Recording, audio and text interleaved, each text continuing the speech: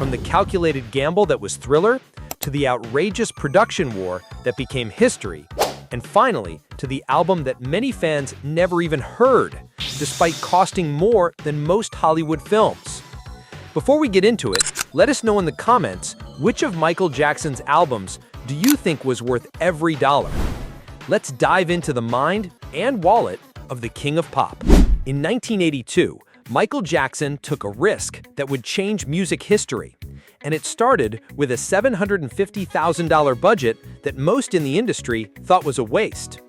Thriller wasn't just another album. Michael was determined to prove he could outdo Off the Wall. He teamed up again with Quincy Jones, Rod Temperton, and legendary engineer Bruce Swedien. But instead of cranking out songs and calling it a day, Michael became obsessed with perfection. They recorded over 30 songs, but only 9 made the final cut. Billie Jean, one of the most iconic tracks of all time, was mixed 91 times before Michael approved the version we know today. The sessions dragged on, with Michael chasing tiny details that most artists would never even hear. Studio time wasn't cheap. Neither were the musicians, backup singers, or the analog tape reels they burned through trying to get things just right. The recording process alone ballooned in cost. And yet, Michael kept pushing. Then came the visuals. Michael revolutionized music videos by turning them into full-scale productions. Thriller wasn't just a music video, it was a 13-minute horror movie with a full film crew, makeup artists, and custom choreography. At the time, it cost over $500,000 to shoot, a number that shocked the industry. And when the label initially refused to pay for it, Michael found a workaround. He partnered with MTV and even funded part of it himself. The gamble paid off. Thriller went on to become the best-selling album of all time, moving over 70 million copies and generating untold revenue through endorsements, touring, and merchandise. But the bar had been raised, and Michael's spending habits would only get more extreme from here. After Thriller shattered every record imaginable, Michael faced an impossible task, topping the most successful album of all time. And his answer was simple: spend even more. Released in 1987, Bad had a production budget of around $2.2 million, nearly triple the cost of Thriller. But for Michael, it wasn't just about money, it was about total creative control. This was his first solo project without the Jacksons, and he wanted to make a bold statement. Michael became deeply involved in the songwriting, penning the majority of the tracks himself. That meant more time in the studio, more revisions, more experiments. Some songs were completely rewritten, rearranged, or scrapped entirely after months of work. Then came the visuals. If the Thriller video had changed the game, Bad aimed to redefine it. Michael didn't just shoot music videos, he created short films. Smooth Criminal, for example, was filmed twice. The first version didn't meet his standards, so we started over from scratch. Other videos, like Bad, directed by Martin Scorsese, had full scripts, casts, and cinematic budgets. Sony, eager to capitalize on Michael's momentum, backed him with a massive marketing push. Between the production, promotion, and video budgets, Bad likely cost the label $5 to $6 million overall, a staggering amount in the 80s. The payoff? Bad debuted at #1 in 25 countries, sold over 35 million copies, and produced an unprecedented 5 #1 singles in the US alone. But with each success, the stakes kept getting higher. Michael wasn't just trying to make music anymore, he was building a legacy. And what came next would be his most expensive and ambitious project yet, one that almost broke him.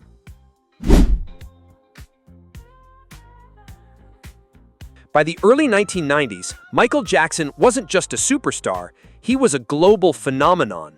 And with Dangerous, he wanted to push boundaries yet again. But this time, he did it without Quincy Jones. Quincy was out. In came Teddy Riley, the architect of New Jack Swing, giving the album a harder, funkier edge. The collaboration was fresh, but it was also chaotic. Dangerous ended up costing an estimated $10 million to produce, an unheard of number for the time. Michael recorded over 60 songs, obsessively tweaking every track. He booked out multiple studios, flew in musicians from across the world and spent countless hours doing retakes. Vocal lines were re-recorded hundreds of times. Drum patterns were reprogrammed.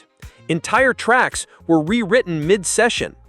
And while the album was being made, Michael was also preparing for his Dangerous World Tour, juggling rehearsals with studio time.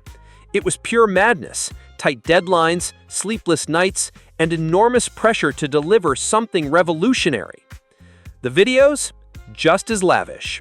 Black or white alone cost millions, featuring morphing effects that were groundbreaking for their time. The marketing campaign for Dangerous was global and relentless, with an album cover itself becoming an iconic piece of art. But even with the budget spiraling out of control, Michael wasn't cutting corners. He was doubling down on his vision. And if you love content like this, deep dives into Michael Jackson's music, creative process, and legacy, make sure to hit that subscribe button. We've got plenty more coming, and trust me, it only gets crazier from here. Because believe it or not, Dangerous wasn't even his most expensive album. By 1995, Michael Jackson wasn't just making albums anymore, he was fighting for his reputation. After years of personal scandals and relentless tabloid headlines, History, Past, Present, and Future Book 1 became his most emotionally charged and financially outrageous project yet. It wasn't just an album, it was a double album, featuring greatest hits on one disc and new material on the other. The cost? An estimated $30 million, making it the most expensive album ever made at the time. Why so much? Because Michael was going all in. History was a response to everything. The lawsuits, the media attacks, the racial bias, and the whispers that his career was over. He wanted to make it crystal clear. He wasn't going anywhere. The sessions were massive. Jackson brought in multiple producers, including Jimmy Jam and Lewis, David Foster, and even returned briefly to work with Teddy Riley. Full orchestras were used, a gospel choir was recorded. Some tracks had dozens of layered vocals, meticulously arranged and re-recorded over and over. And then came the marketing machine. The rollout of History was legendary. Sony spent tens of millions more on promotion. Giant statues of Michael Jackson were floated down rivers and erected in cities across Europe. The press events were more like military parades. Michael wanted the world to see him as more than a pop star. He wanted to be seen as an immortal cultural icon. And let's not forget the music videos.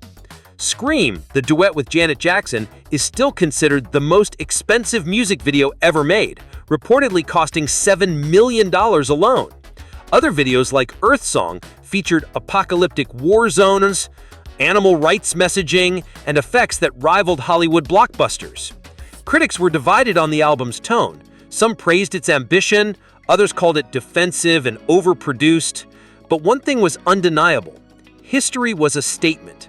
It was Michael Jackson saying, "You don't define me, I define myself." But even with all the money, the message, and the music, something was changing. Because next, he would create an album that nearly disappeared despite costing a fortune. If History was a thunderous declaration of defiance, Invincible, released in 2001, was something else entirely, a whisper lost in the noise. And yet behind that whisper was one of the most expensive albums ever made. With an estimated cost of $25 million, Invincible was a sprawling, overworked project that was supposed to mark Michael's triumphant return. Instead, it became a symbol of frustration, betrayal, and a record sabotaged from within. Michael recorded over 80 songs for Invincible. He worked with a jaw-dropping list of producers: Roddy Jerkins, Babyface, R. Kelly, Teddy Riley, and more. Each brought their own sound, but Michael couldn't settle.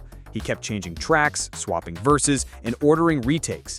Some songs were re-recorded more than a dozen times across multiple studios in Los Angeles, Miami, and New York. The recording sessions dragged on for nearly 4 years.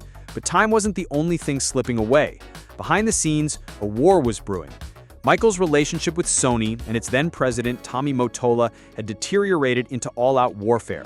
Jackson accused the label of refusing to properly promote the album, calling Mottola a devil in a rare public rant. He believed Sony was trying to make the album fail so they could regain control of his lucrative music publishing assets. Whether true or not, the fallout was real. Despite the massive budget, Invincible received a shockingly weak marketing push. There was no tour. Only 2 music videos were released. One of them, You Rock My World, barely got airtime. The album was buried. And yet, Invincible wasn't a bad album. It had flashes of brilliance, from the infectious butterflies to the haunting Heaven Can Wait. But the lack of promotion meant it never had a chance. The result? A $25 million album that faded into obscurity. A creative marathon that ended not with applause, but with silence. And the question everyone began to ask was, how could so much money lead to so little impact? The answer lies in where that money actually went. Michael Jackson didn't just spend money, he invested in everything. From the sound to the visuals to the packaging, every part of his albums was designed to be immaculate. But if you're wondering how an album could cost tens of millions of dollars, here's where it all went. First, the studio time. Jackson would often spend 12 to 16 hours a day in the studio, sometimes obsessing over a single vocal line for weeks. He'd bring in multiple engineers, recorded several countries at once, and work in the most expensive studios on earth. He was known for flying in entire orchestras, hiring gospel choirs, and layering dozens, sometimes hundreds of vocal takes. For one track alone, he might use up to 40 background vocal layers, all sung by himself. And then came the producers and songwriters. On albums like Dangerous and Invincible, Michael didn't just hire one team, he hired everyone. Big-name producers came with big-dollar price tags, and when songs were reworked or discarded, those costs stacked up fast. Next, the visuals. Michael's music videos were never just add-ons, they were events. Whether it was Remember the Time with Eddie Murphy, Earth Song with tanks and explosions, or Ghosts, a 40-minute short film that cost millions on its own. His visuals were ambitious and cinematic. Directors, special effects teams, elaborate sets, all of it demanded serious cash. And then there was marketing and packaging. Michael believed in presentation. His album covers were packed with symbolism and detail. For history, the physical packaging alone cost millions. Custom CD booklets, embossed covers, holograms. Some editions came in gold-tinted boxes. Dangerous had original artwork from surrealist painter Mark Ryden. In total, the spending wasn't just about ego. It was about control, about turning every album into a world unto itself. While it earned him both praise and criticism, no one could deny the impact. But while these massive investments built his legend, they also came at a cost that went far beyond money.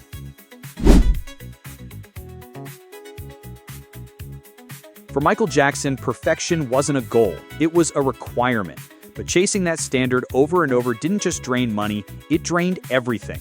Behind the multi-million-dollar albums was a man who pushed himself to the brink. The years-long studio sessions, the constant rewriting, the endless comparisons to his past, it all took a toll. By the time he finished an album, he was often exhausted, both mentally and physically. Each new project became more stressful than the last. He wasn't just trying to outdo his competitors, he was trying to outdo himself. And that meant the budgets kept growing, the expectations kept rising, and the pressure crushing. He became increasingly isolated, surrounded by engineers and executives who rarely pushed back. Some producers later admitted they were too afraid to tell Michael no, even when sessions spun out of control. That perfectionism, once his greatest weapon, became a burden. And then came the backlash. When albums like History and Invincible failed to live up to commercial expectations, critics turned harsh. Headlines focused less on the music, more on the costs. Articles labeled him out of touch, over the top, and burning money. Even fans began to notice the tension. The magic was still there, but the joy, it seemed to be slipping away. And then there was the financial reality. Despite massive earnings, Michael's spending habits, lavish estates, lawsuits, staff, and the ballooning album budgets began to catch up with him. By the late 2000s, reports of mounting debt became frequent. The king of the pop, once the wealthiest entertainer on the planet, was now facing financial instability. Yet even as his world grew more chaotic, Michael never compromised his creative standards. Because for him, the real value of his music wasn't in the money spent, it was in the legacy it created. Michael Jackson spent millions chasing a sound, a vision, a legacy, and in the process, he changed music forever. His albums weren't just expensive, they were obsessions, crafted with care, sweat, and ambition few artists have ever matched. If you enjoyed this deep dive, make sure to subscribe. We've got more rare stories, forgotten albums, and behind-the-scenes truths coming soon.